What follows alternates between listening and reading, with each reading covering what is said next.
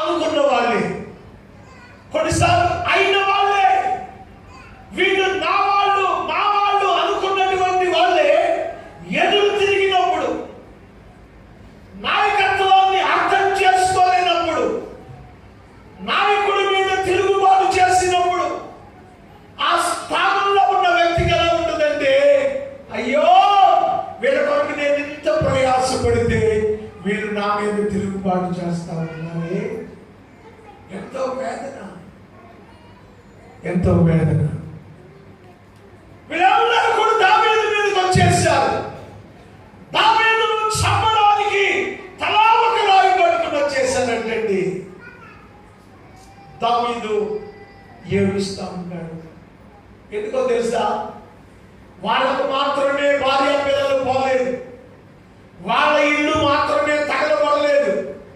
దావీదు యొక్క గుడారం కూడా కాలిపోయింది. దావీదు గుడారంలో ఉన్న ఆస్తి కూడా దోచుకుపోయారు. దావీదు యొక్క ఇద్దరు భార్యలను కూడా శత్రువులు తీసుకొని వెళ్ళిపోయారు. ఇప్పుడు చెప్పండి, దావీదును చంపడం న్యాయమేనా? నోటితో చెప్పండి, న్యాయమా అన్యాయమా? మీకే నష్టం కలిగిందో, మీకే బాధ కలిగిందో, మీకు ఏ శ్రమ కలిగిందో, ఏ దుఃఖాన్ని మీరు అనుభవిస్తున్నారో నాయకుడు కూడా అది అనుభవిస్తున్నాడు. ఇప్పుడు నాయకుడు చంపడం ఎంతవరకు సమంజసం? సంఘమా, ఆలోచించండి. సంఘం నడవడం అనేది సామాన్యమైన సంగతి కాదు. అందులోనూ స్త్రీలు నడవడం అనేది అది మామూలు విషయం కాదు. సంఘం నడపడం అనేది ఎంతో ఓర్పుతో కూడినటువంటి పని. దీని వెనక ఎంతో ప్రార్థన, ఎంతో ఓర్పు, ఎంతో భక్తి, ఎంతో సాత్వికం, ఇన్ని గుణగణాలు ఉంటే కానీ సంఘాన్ని ఒక వ్యక్తి నడిపించడం అనేది కుదరదు.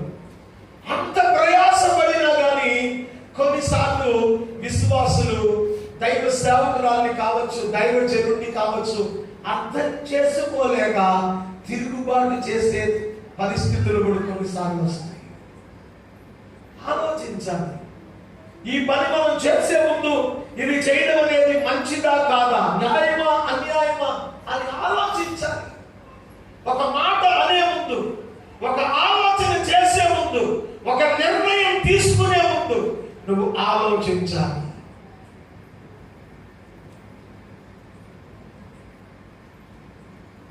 మా సంఘంలో ఓ రోజున మా సంఘ పెద్దలందరూ కలిసి నా దగ్గరికి వచ్చారు. ఏ జిల్లా వచ్చాను నాయన అన్నాను. ఈ చర్చి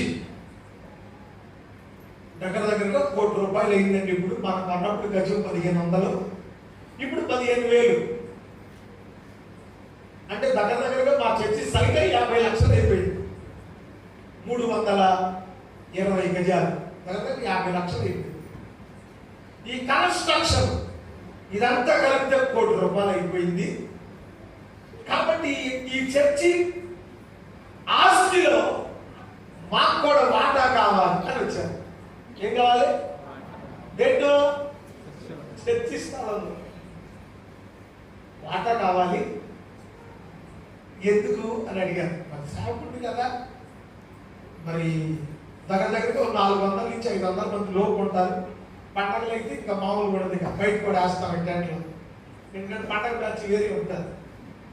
వాళ్ళు అప్పుడు వచ్చి హలో అని అంటారు అన్నమాట. చెప్పండి ఇందులో అది కూడా మామూలుగా రాలా, లెటర్ తయారు చేసి సంతకాలు పెట్టి తీసుకొచ్చారు. ఈ ఆస్తిలో మాకు వాటా ఎవరైనా ఒక 7 దగ్గరకి 7 వచ్చారు. మీ 6కే ఎందుకు కావాలి అన్నారు. మేము సంఘబద్ధులు కదండి, కాబట్టి దీని బాధ్యతలన్నీ మీరు మీటింగ్స్ కాఫీకి వెళ్ళిపోతూ ఉంటారు, నేను చూసుకుంటాను. అట్లా జరగదు. అదేంటి జరగకపోవడం ఏంటి? జరగదు కంటే ఇది దేవుని సన్నిధి, ఇది దేవుని ఆస్తి. ఎప్పటిగా దేవుడిది, నీది కాదు, నాది కాదు. నాకు కుదరదు. అట్లా కుదరదంటే ఏంటి సంగతి? అలా కనుక చేయకపోతే మేము సంఘం అందరినీ ఆపేస్తాం. సంఘాన్ని మీరు 7కి ఆపుతారా? ఆపుకోండి. మీకు తెలిసినంత మంచి ఏది కాదు, వ్యవహారంలోకి వెళ్తే సాంకేతిక ఉంటుంది. కారణం ఏంటంటే నేను పక్కా కమ్యూనిస్ట్ని. యేసు ప్రభువులో రాకముందు పక్కా కమ్యూనిస్ట్ని. కమ్యూనిస్ట్ అంటే మీకు అర్థమైపోవాలి. పోయి మీ పని మీరు చేసుకోండి. ఇంటింటికి తిరిగారు. మొత్తం మీద ఏం చెప్పారు? ఖచ్చితంగా క్రిస్మస్ ఆరాధన. ఎవరు రాలేదు. ఎవరంటే ఇంచుమించు సగం మందిని ఆపేసరికి లేదు. నేను ఎవరి దగ్గరికి వెళ్ళలేదు. క్రిస్మస్ ఆరాధన అయిపోయింది, చూసా. మళ్ళీ జనవరి 1 ఆరాధన, మళ్ళీ ఎవరు రాలేదు. ఏది సగం మంది. ఆ వచ్చిన సగం మందిగా ప్రసంగం చేసి ఆరాధన అయిపోయింది. 2 అయిపోయిన తర్వాత అప్పుడు వెళ్ళాను. వీళ్ళ ఇంటి దగ్గర కూర్చొని ఆ 7 పిలిచి ఈ ఆపేసిన వాళ్ళు అందరిని పిలవండి అన్నారు. అందరిని పిలిచారు. వచ్చి ఎక్కడ కూర్చొని అందరూ మీరు చర్చికి ఎందుకు రాలేదు అని. కొంచెం మాట్లాడే వాళ్ళు ఉంటారు చర్చిలో. ఒక ఆవిడ లేసి, అట్టగాదయ్యా మరి చర్చి దాంట్లో మరి పేరు ఏదో పెట్టమన్నారంట కదా, అది మంచి కోసమేనంట కదా, అది మీరు పెట్టనన్నారంట కదా, అందుకని మరి ఆగిపోయాము. ఇంకా ఫుల్ క్లాస్, అర్ధగంట సేపు ఫుల్ క్లాస్. నేనేం మాట్లాడానో, వాళ్ళు ఏం చెప్పారో మొత్తం వివరించాను విశ్వాసం. నేను ఆ 7 చెప్పింది ఏంటంటే, ఒకవేళ పాస్టర్ గారు కట్టుబట్టలతో కోదాడు వచ్చాడు, మరి ₹1 ప్రాపర్టీ అయింది, సో ఇదంతా ఈ నమ్ముకు పోతాడేమో అని మీకు ఏదన్నా ఆలోచన ఉంటే, నెంబర్ 1 ఒక పని చేద్దాం. సంఘంలో ఉన్న కుటుంబాలు 178 కుటుంబాలు. ఈ 178 కుటుంబాల పేర్ల మీద రాస్తా. ఏది పాస్టర్ గారు పోతాడేమో అని మీకు ఏదైనా డౌట్ ఉండి రేపొద్దున 10 మంది మనసు పాటు చేయకుండా నేను చెప్తున్నాను. ఈ 178 కుటుంబాల ఆధార్ కార్డులు తీసుకురండి, రిజిస్టర్ ఆఫీసులో పెడతా. అందరూ పేరు రాస్తా. నాకు ఇక్కడి నుంచి ఒక చిల్లి గమ్మ కూడా అక్కర్లేదు. ఎప్పుడైనా దేవుడిని నిలబట్టే కట్టుబట్టలతో నేను వెళ్ళిపోతాను. కారణం ఏంటంటే కట్టుబట్టలతో వచ్చా, కట్టుబట్టలతో వెళ్ళిపోతాను. ఈ చర్చి కానీ, ఈ స్థలం కానీ, ఇది 1 కోటి కాదు 2 కోట్లు అయినా దేవుని పిల్లలకి నాకు సంబంధం లేదు. ఈ సంగతి చెప్పలేదు. ఈ సంగతి చెప్పినట్టు వాళ్ళు ఏం డైవర్ట్ చేశారు? అయ్యగారు ఎత్తుకుపోతాడు. ప్రియమైన దేవుని పిల్లలు, సంఘస్థులు అందరూ కలిసి ఆ 7 కూర్చోబెట్టి పిచ్చి పిచ్చిగా వాళ్ళ ముఖాన్ని ఎత్తులు చుక్కలేదు. వాళ్ళు ఫైనల్ ఏం చేశారంటే చర్చికి రావడం మానేశారు. డోంట్ కేర్, లెక్కించి ఎవడు మందిరంలోకి రావాలని దేవుని చిత్తమో వాళ్ళు వస్తారు. ఎవడు పోవడం దేవుని చిత్తమో వాడు ఎంతకు మించి అమ్ముడు కూడా ఎక్కువ ఆలోచించండి. ఇది జరిగిన సంవత్సరానికి దేవుడు మమ్మల్ని కడగలిపోమన్నాడు. నేను వెళ్తా ఆ చర్చికి ఇంకా కొంత స్థలం కొని పార్కింగ్ ప్లేస్ కొని వాళ్ళకి ఇచ్చేది దేవుడికి స్వాతంత్రం. ఇప్పుడు ఆ 7 ముక్కు మీద వేలేసుకొని అలా దించుకొని నేను కనబడితే ఏడుస్తున్నాను. ఎందుకు? చర్చికి రావడానికి మొహం చదువు, కావాలని వెళ్ళిపోయారు రావడానికి మొహం చదువు. నన్నేదో బ్లేమ్ చేయాలనుకున్నారు, అది కుదరదు. దేవుని పిల్లలు ఎలా ఉండాలంటే దైవ సేవకుని అర్థం చేసుకోవాలి. దైవజనులు ఏదైనా ఒక నిర్ణయం తీసుకున్నారంటే అది దైవికంగానే తీసుకుంటారు, వ్యక్తిగతంగా తీసుకోరు. సంఘం అర్థం చేసుకోలేనప్పుడు ఆ దైవజనుడు కానీ దైవజనురాలు కానీ పడే బాధ ఎవరు తీర్చలేరు, దేవుడు తప్ప. దేవుడి స్వాతంత్రం. వీళ్ళందరూ రాళ్ళు తీసుకుని వచ్చారు దావీదును కొట్టడానికి. దావీదును చంపుదామన్నట్టుగా వీడు మూలంగానే మన కుటుంబాలు ఇలాగ అయిపోయింది. దావీదు ఏడుస్తా ఉన్నాడు. అదే మనలాంటోళ్ళైతే ఇంత అవమానం జరిగాక ఈ బతికినా ఒకటే, చెప్పండి, చచ్చినా ఒకటే, చచ్చిపోవాలనిపిస్తుంది అనుకుంటారు కొంతమంది. దేవుడి పిల్లలారా, ఏ పరిస్థితిలోనైనా మనం తిరిగి నిలబడాలి అంటే దావీదులో ఉన్న గొప్ప గుణాలు కారణాలు ఒకసారి మీరు ఆలోచించండి. దావీదు ఏడ్చి ఏడ్చి ఏడ్చి 6వ వచనంలో దావీదు మిక్కిలి దుఃఖపడెను మరియు తమ తమ కుమారులను బట్టి జనులందరికీ ప్రాణము విసిగినందున దావీదును చంపుదము రెండని వారు చెప్పుకొనగా దావీదు తన దేవుడైన యెహోవాను బట్టి ధైర్యము తెచ్చుకొని చంపలు తెలుసుకోవాలి. హల్లెలూయా.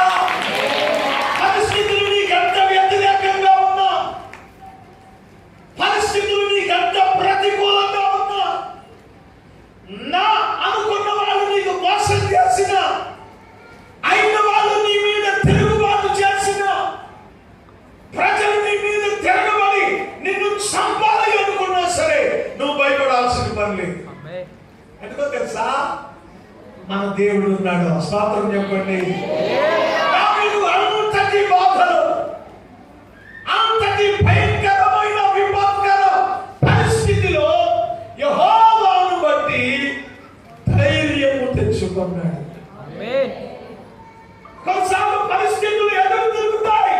నువ్వు దేవుని బట్టి ధైర్యంగా నిలబడు. పోగొట్టుకున్నదంతా సంపాదిస్తావు. నువ్వు దేవుని బట్టి ధైర్యంగా నిలబడు. పోగొట్టుకున్న వాళ్ళందరినీ సంపాదిస్తావు. హల్లెలూయా. దేవుని బిడ్డలారా, జనవరి పండుగ అయిపోయిన తర్వాత ఆదివారం అందరూ వచ్చేసారు. చర్చి కిటకిటలాడిపోతుంది. నేను మాత్రం అలాగే నిలబడ్డా. ఆరాధన అయిపోయింది. ఆ క్రిస్మస్ కి జనవరి 1కి రాకుండా వాళ్ళు చెప్పిన మాటని అలిగిపోయారే ఇళ్లలో. వాళ్ళందరూ ఒక్కొక్కరు రాను కాళ్ళు కొట్టుకునేడవా, ఒక్కొక్కరు రాను చేతులు కొట్టుకునేడవా, ఒక్కొక్కరు రాను నన్ను వాటేసుకునేడవా. ఎందుకు?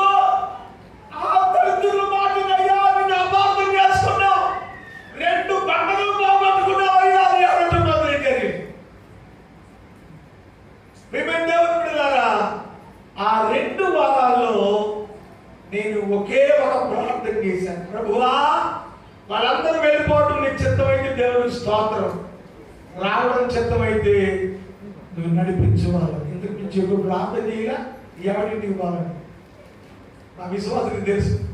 ఈయన మొండితనం ఏంటో నా మొండితనం వాళ్ళకి బాగా తెలుసు.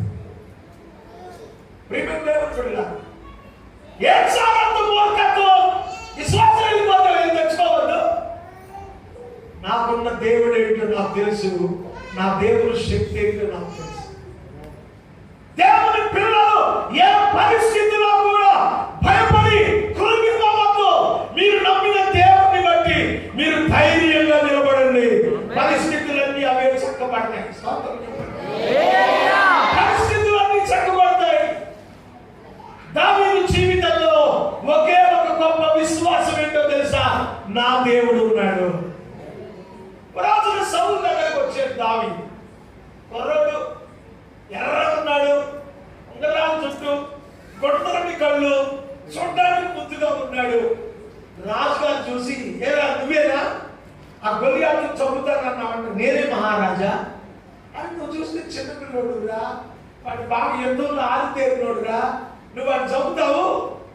రాజా ఏమనుకుంటున్నావు? నేనంటే ఒకసారి ఎలుగుబంటిని చంపా, ఒకసారి సింహాన్ని చంపా, ఆ రెండింటిని చంపడానికి నా దేవుడు నాకు తోడై ఉందంటే ఈ గొలియాతు కూడా దేవుడు నాకు అప్పగిస్తాడు, చంపేస్తాడు. చెప్పండి. సౌలుకు ఏం అర్థం కాలేదా? ఏమిటా ఈ ధైర్యం?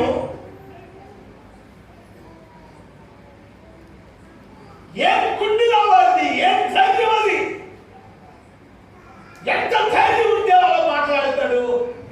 సరే, నా యొక్క యుద్ధ కవచాలు పెట్టుకోవాలి. ఇవన్నీ నాకు అక్కర్లేదు మహారాజా, నా దేవుడు నాకు ఉన్నట్టు చంపేస్తా. చూసిన వాళ్ళందరికీ ముచ్చటుందో పక్కన బాగుంది, అనవసరంగా చేతిలో చచ్చిపోతాడేమో. దావీదుకి ఏం భయం లేదు. ఎందుకో తెలుసా? తన దేవుని బట్టి దావీదు ధైర్యం కలిగినాడు. నిజంగా దావీదు యొక్క జీవితంలో ఎదుర్కొన్న శ్రమలు కనుక మనం తలుచుకుంటే ఎటువంటి శ్రమనైనా అవలీలగా భరిస్తాం. అన్ని శ్రమలు పడ్డాడు. అయిన వాళ్ళే తిరుగుబాటు, కన్న కొడుకులే తిరుగుబాటు, చంపడానికి వచ్చిన తరిమిన వాళ్ళు, మహారాజు ఉండే కేకారణ్యంలో రాత్రులు గడిపిన పరిస్థితి. అయినా దావీదులో ఉన్న గొప్ప గుణం ఏంటంటే తన దేవుని బట్టి ధైర్యము. దేవుని వాక్యం నీతిమంతులు సింహము వలె ధైర్యంగా ఉంటారు. నువ్వు ఎప్పుడైతే పరిస్థితులకు భయపడకుండా నీ దేవుని బట్టి నువ్వు ధైర్యంగా ఉంటావో దేవుడు నీ జీవితంలో గొప్ప కార్యం చేస్తాడు. రోజు రాత్రి 12:30 టైంలో తలుపు పడింది, చర్చిలో పడుకున్నాను. చిన్నపిల్లలు 10 మందిని వేసుకొని చర్చిలో పడుకున్నాను. తలుపు కొడితే బయటకు వచ్చాను. అయితే కొక్కిగడ్డ ప్రసాద్ మాస్టర్ గారు అత్యంతగా ఇప్పుడు దేవుడు దాటాలి. రాత్రి 1 గంట ఏమైంది? నువ్వేం మాట్లాడదు. పడవ దేవులో నేను తీసుకొని అవతల దేవులో తెచ్చొస్తారా, అర్జెంటుకి నువ్వు వెళ్ళిపో. ఏమైందా? నిన్ను చంపడానికి చర్చి తాకలు పెట్టడానికి రౌడీలు వస్తున్నారు. ప్రశాంతంగా నిలబడ్డా. ఏంటి నువ్వు ఇంకా తొందరపడకుండా? అది మామూలు కాదు, నీకు తెలుసు కదా. ఆర్ఎస్పీ రౌడీలు అంటే పెట్టింది పేరు అన్నమాట. నేను ఒకటే చెప్పాను, ప్రసాద్ గారు వాళ్ళు వస్తే రాని, బాంబులు వేస్తే ఏమి, చనిపోతే నేను ఈ చర్చిలోనే చనిపోతాను, నేను మాత్రం పారిపోను. చాలా ప్రయత్నం చేశాను. కనీసం నా ఇంట్లో పడుకుంటారు, వచ్చాడు మీ ఇంట్లో కూడా రాదు, చర్చిలో పడుకుంటాను రాని. వాడు బాంబులు వేయడం దేవుని చేతమై చావడం, నేను దేవుని చేతమైతే చేస్తా తప్ప వినుకోడాలు పారిపోను. ఏంటంటే మూర్ఖత్వం. నేను నమ్ముకున్న నా దేవుడు. అది చర్చలో పడుకున్నాను. తెల్లారితో ఏ రౌడీలు అయితే నా చర్చి మీద బాంబులు వేసి నన్ను చంపడానికి బయలుదేరారో ఆ రౌడీలు వచ్చారు నా దగ్గర. ఒకటి పేరు నేతాజీ, ఒకటి పేరు కేశవరావు, ఒకటి పేరు మాణిక్యాలు, ముగ్గురు వచ్చారు. చర్చిలోనే ఉన్నాను. మా ఆవిడ లేదు, పుట్టింటికి వెళ్ళి మొత్తం మీద అప్పట్లో సంవత్సరానికి ఒకసారి వెళ్ళి వచ్చేది. అక్కడ అవుతాను లేదు, నేను వచ్చాను. పిల్లలు కూడా హాస్టల్లో చదువుకుంటున్నారు. చర్చిలోనే ఉన్నాను. నేను బయటకు వచ్చాను. పర్లేదు బస్సు గారు లోపలికి వస్తాం, ప్రాంతం ఎంచుకెళ్దాం అన్నాను. లోపలికి వచ్చాను, వాళ్ళు కూడా లోపలికి వచ్చారు. రాత్రి మిమ్మల్ని చంపేద్దాం అనుకున్నాం మాస్టర్ గారు, మీ మీద పలానా వాళ్ళు ఇలా ఇలా చెప్పారు, దాని కొంత డబ్బులు కూడా ఇచ్చారు మిమ్మల్ని చంపమని. చర్చి మీద బాంబులు వేసి చంపేద్దాం అనుకున్నాం. నా ముందుకు వచ్చి నన్ను చంపడానికి వచ్చిన వాళ్ళు నా ముందుకు వచ్చి అదే సంగతి చెప్తే నాకు ఎలా ఉన్నది? నేను నవ్వుతా, చెప్పండి నేను చెప్పడానికి ఎలా చుట్టేశాను అన్నాను. మరి ఎందుకు రాలేదు అని అడిగాను నేను. వీళ్ళు ఎక్కడున్నారు? రొయ్యల చెరువులు కాడ ఉన్నారు. తాగి బాంబు తీసుకొని క్యాన్లో పెట్టుకుని బయలుదేరారు. ఆ చెరువు దాటి ఇంకో 2 చెరువు దాటితే రోడ్డు వస్తుంది. రోడ్డు ఎప్పుడు నడిచి రావాలి ఊళ్ళో ఈ కార్యక్రమం. ఒక చెరువు దాటి ఇంకో చెరువు దాటకు మునిపి తెల్లని బట్టలు వేసుకొని తలుపుకున్న ఒక మనిషి అక్కడ మెరిసినట్టుగా కనపడ్డాడు. అరే కేసులో నీకేమో కనపడిందా? అరే మాణిక్యాలో నీకేమో కనపడిందా? ఒరే నేతాజీ నీకేమో ముగ్గురు ఎవరు కాదనుకుంటారు, ముగ్గురికి ఒకటే కనపడింది. అదేదో తెల్లగా తలుపుకుని మెరిసిందిరా. చూడండి నా గుండె చెల్లుమంది. ఒకటి కాదు, ముగ్గురికి చదువు. ఇక ఆ చెరువు గంటు దాటి రాలేదు. ఆ చెరువు గంట పడుకున్నారు. తెల్లారిన తర్వాత వాళ్ళకి తెలిసింది ఏంటంటే ఆ పాస్టర్ గారు నమ్ముకున్న దేవుడేరా, మనం ఏదైనా చేసిందే మన ముగ్గురు తప్పేసేవాడు ఆ దేవుడు. ముగ్గురు వచ్చారు మా దగ్గరికి. ముగ్గురు రౌడీల్లో ఒకటి చచ్చారు, 2 బతికి ఉన్నారు. ఇంకా ఆ నేతాజీ కేశవరావు బతికి ఉన్నారు. ఆ మాణిక్యాలు చనిపోయిన తర్వాత మా విశ్వాసం వచ్చి, ఏం మాస్టర్ గారు అసలు ఎలా ఉండగలిగావు? ఆ మాట చెప్పిన నీకు భయం లేదు. నాకెందుకు ఆ భయం? వాళ్ళు చెప్తారు రేపు 2 బతుకుంటే మళ్ళీ ప్రసంగం చేయడానికి వద్దా? సత్యం మీరు నా కోసం ప్రార్థన చేస్తారు, పరలోకం చూద్దామని. ఎంతకు మించి ఎక్కువ ఆలోచించేదే లేదు. ఏంటి నీ ధైర్యం? దేవుడే. నువ్వు నమ్మిన దేవుడు ఎటువంటి పరిస్థితుల్లోనైనా నీతో నిలబడేవాడు. మనుషులు పారిపోవచ్చు, దేవుడు ఎప్పుడు నిన్ను వదిలిపెట్టడు. దేవుడికి స్తోత్రం చెప్పు.